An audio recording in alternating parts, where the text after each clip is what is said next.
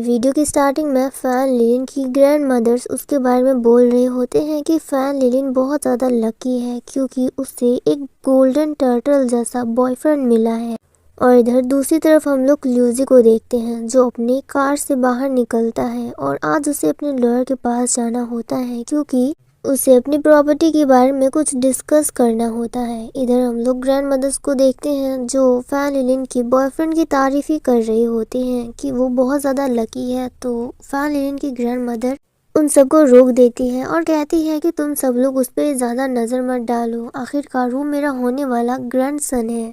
तुम लोग तो अभी से उसके बारे में बोल बोल कर उस पर नज़र लगा दोगे तो भला वो बेचारा आगे सक्सेसफुल हो भी पाएगा या नहीं। और इधर फैन लिलिन जो सब कुछ सुन रही होती है उसे बिल्कुल भी अच्छा नहीं लगता, तो वो अपनी ग्रैंड मदर्स को कहती है कि आप बस करिए, वैसे भी अभी तक कुछ हुआ नहीं है तो आप लोग उसके बारे में इतनी बातें क्यों कर रहे हो। जब वो यहाँ पर आएगा तब आप लोग उससे खुद बात कर लेना। अब नेक्स्ट सीन हमें ल्यूजी का दिखाया जाता है जब वो लॉयर के पास जा रहा होता है। अब उसके पास सारे सबूत होते हैं जब उसकी सौतेली मॉम ने उसके सारे डैड की प्रॉपर्टी अपने नाम करा ली थी।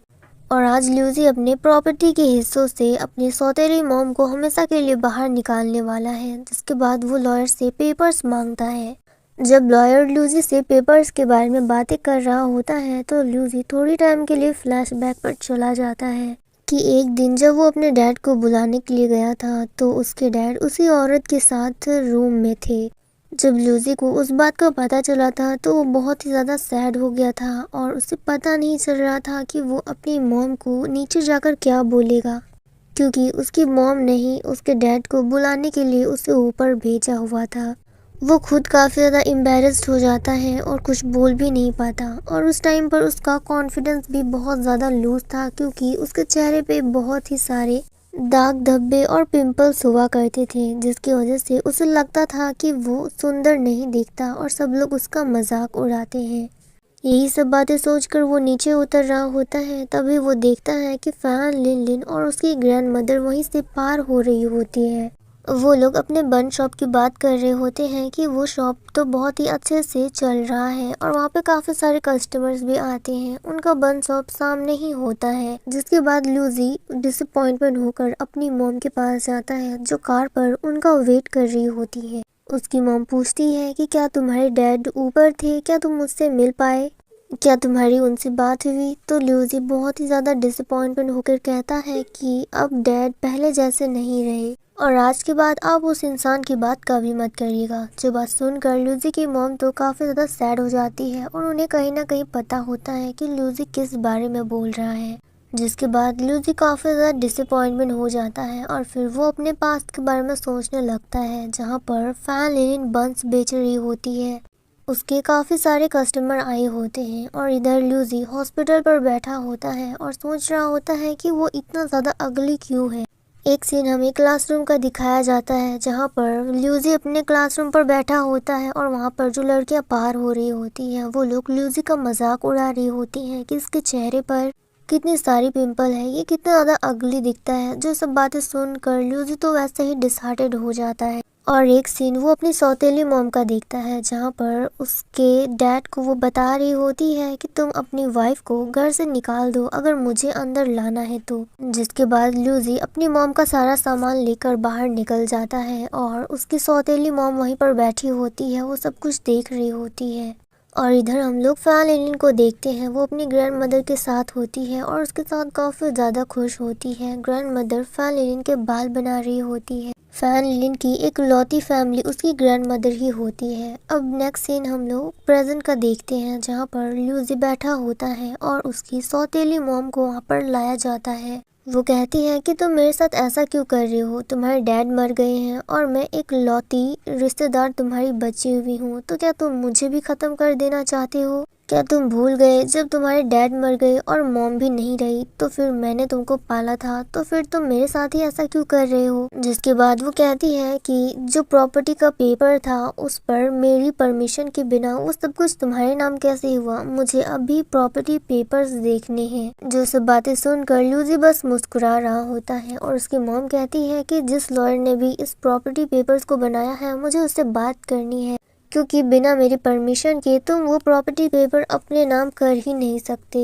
इतनी बातों में वहाँ पे लूजी की कज़न बैठी होती है। अब वो खड़ी हो जाती है और हमें पास्ट का सीन दिखाया जाता है जहाँ पर लूजी खुद को काफ़ी ज़्यादा लो फील कर रहा होता है। तो उस टाइम पर लूजी की कज़न ने ही उसकी हेल्प की थी। वो लूजी की कज़न होने के साथ साथ उसकी बहुत ही अच्छी फ्रेंड भी थी, जिसके बाद वो उसको वही स्किन केयर प्रोडक्ट देती है जो लूजी ने फैन लिलिन को सजेस्ट किया था। वो उसके पास जाती है और कहती है कि मैं तुम्हें इसे यूज़ करने के लिए कह रही हूँ, तुम इसे यूज़ करो क्योंकि मेरे चेहरे में भी ऐसे ही पिंपल्स हुआ करते थे। इसे लगाने के बाद वो सब कुछ ठीक हो गए थे। तो मैं चाहती हूँ कि तुम्हारा चेहरा भी क्लियर हो जाए और तुम खुद को थोड़ा सा कॉन्फिडेंट फील करो। जिसके बाद वो स्किन केयर लूजी के ऊपर ट्राई करती है, जिसके बाद वो कहती है कि इतने से काम नहीं बनेगा, मुझे तुम्हारे बाल भी ठीक करने होंगे। वो उसके बाल भी काटती है और वो लूजी की पूरी हेल्प करती है कि वो अच्छा दिख सके। यानी कि लूजी के उस ख़राब टाइम पर उसकी कज़न ने ही उसका साथ दिया था और उसने उसको ये भी बोला था कि जो तुम्हारी प्रॉपर्टी है वो मैं तुम्हारे नाम करा के रहूँगी, चाहे मुझे उसके लिए कुछ भी क्यों न करना पड़े। मैं तुम्हारे हिस्से को उस औरत के हाथ कभी भी लगने नहीं दूंगी। अब हमें प्रेजेंट का सीन दिखाया जाता है जहाँ पर उसकी कज़न उसकी सौतेली मॉम को बोल रही होती है कि तुम्हारा जो भी रिश्ता था, जो भी फ्रेंडशिप थी, अनफॉर्चुनेटली वो लूजी के साथ बिल्कुल नहीं थी। और बात रही इस प्रॉपर्टी पेपर की, तो मुझे इसके बारे में आपको बताने की ज़रूरत भी नहीं है क्योंकि ये हमेशा से ही लूजी का था।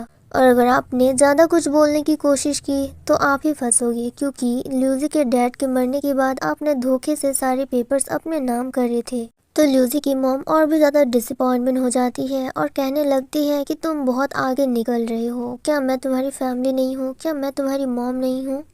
तो लूजी की कज़न कहती है कि क्या ये तुम्हारी फैमिली है, क्या ये तुम्हारी मॉम है। तो वह कहता है कि ये तो मुझे बुली किया करती थी, मैं इनको नहीं जानता।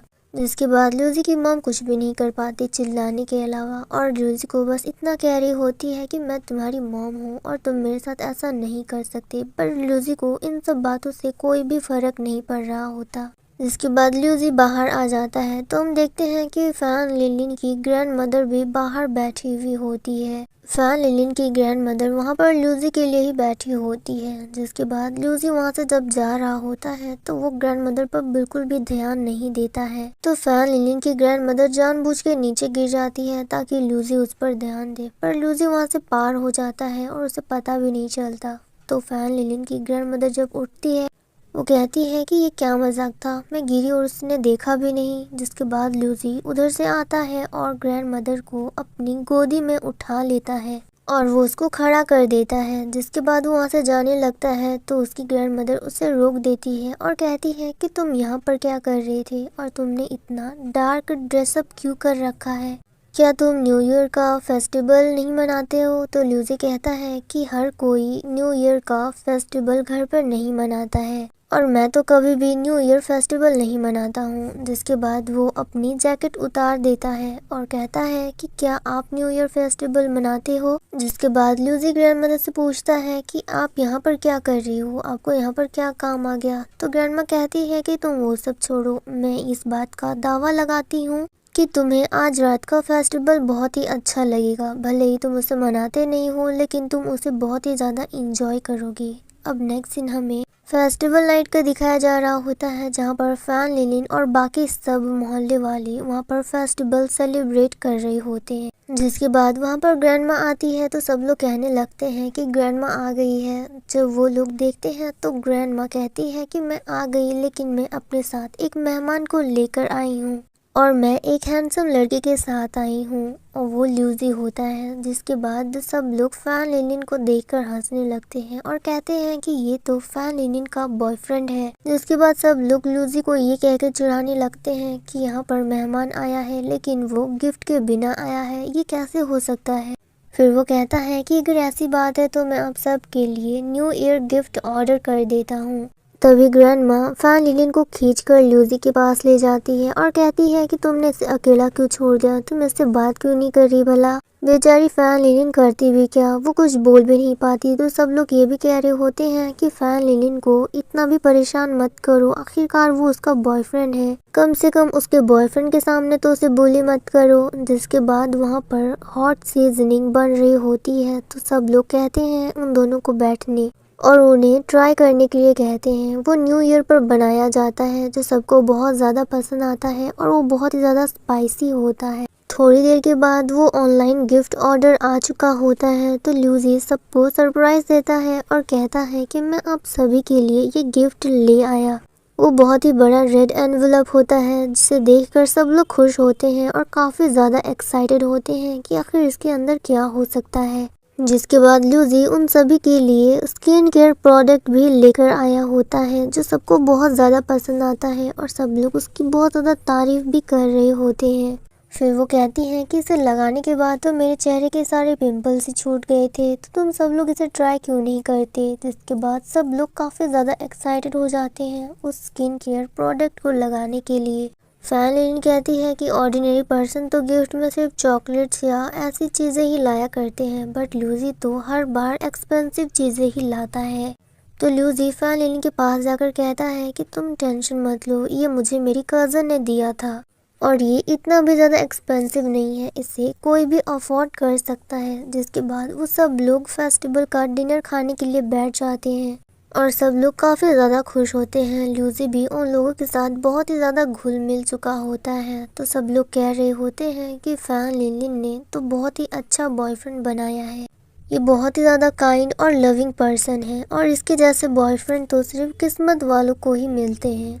जिसके बाद ल्यूजी फैन लिन को कहता है कि मुझे तुमसे कुछ अकेले में बात करनी है, तो क्या तुम मेरे साथ जा सकती हो। जब बात सुनकर तो फैन लिन शर्मा जाती है। तो ग्रैंड मदर कहती है कि तुम्हें शर्माने की बिल्कुल भी ज़रूरत नहीं, आखिरकार ये तुम्हारा बॉयफ्रेंड है, हम लोग तुम्हें डिस्टर्ब नहीं करेंगे, तुम लोग जा सकती हो। जिसके बाद ल्यूजी फैन लिन को एक अकेली जगह पर लेकर आया होता है और उसे कह रहा होता है कि मैं यहाँ पर आया तो तुम्हें इससे कोई प्रॉब्लम तो नहीं। जिस पर फैन लिन कहती है कि तुम आखिर यहाँ पर क्यों आए हो, क्या तुम्हें इस पूरी दुनिया में कोई और जगह नहीं मिली थी जाने को, और तुमने तो कहा भी था कि न्यू ईयर फेस्टिवल पर तुम वापस घर चले जाओगे, तो फिर तुम यहाँ पर क्या कर रहे हो। तुम्हें नहीं लगता कि तुम मेरी फैमिली का कुछ ज़्यादा ही फ़ायदा उठा रहे हो, मेरी ग्रैंडमा का।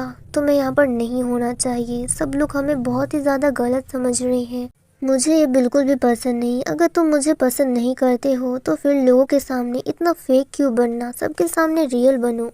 तुम मेरी जैसी लड़की से कभी प्यार ही नहीं कर सकते क्योंकि मैं इतनी छोटी सी गांव से हूँ और तुम इतने ज़्यादा रिच हो, तो हम दोनों का कम्युनिकेशन कैसे बनेगा।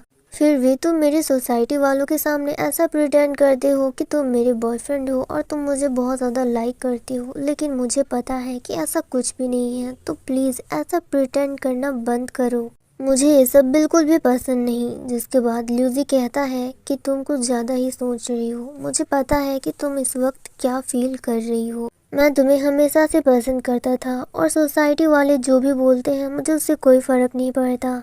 आफ्टर ऑल मैं तुम्हारा बॉयफ्रेंड बनने के लिए रेडी हूँ। मैं मानता हूँ कि पहले मैंने तुम्हारा यूज़ किया था, लेकिन सिर्फ उस टाइम के लिए, और मेरा ऐसा कोई भी इंटेंशन नहीं था और मैं ये बात तुमको पहले भी बता चुका हूँ। लेकिन उसके बाद जो भी हुआ था वो सब कुछ भी झूठ नहीं था। मैं सच में तुम्हें बहुत ज़्यादा पसंद करता हूँ और मैं तुम्हारे साथ इस सोसाइटी में रहने के लिए भी तैयार हूँ, मुझे इससे कोई भी प्रॉब्लम नहीं है। और इस तरह से ल्यूजी अपना फीलिंग फैन लिन के सामने कन्फेस कर देता है और फैन लिन भी उस पर मान जाती है। जिसके बाद ग्रैंड मदर्स और बाकी सब लोग उन लोगों को बुलाने लगते हैं और कहते हैं कि तुम लोग अपने प्यार की चिंता मत करो, हम लोग उससे कुछ भी होने नहीं देंगे, तुम लोग आकर अभी फेस्टिवल ज्वाइन कर सकते हो। जिसके बाद वो लोग वहाँ पर जाने लगते हैं और इस मोमेंट पे हमारा ये सीन कट हो जाता है।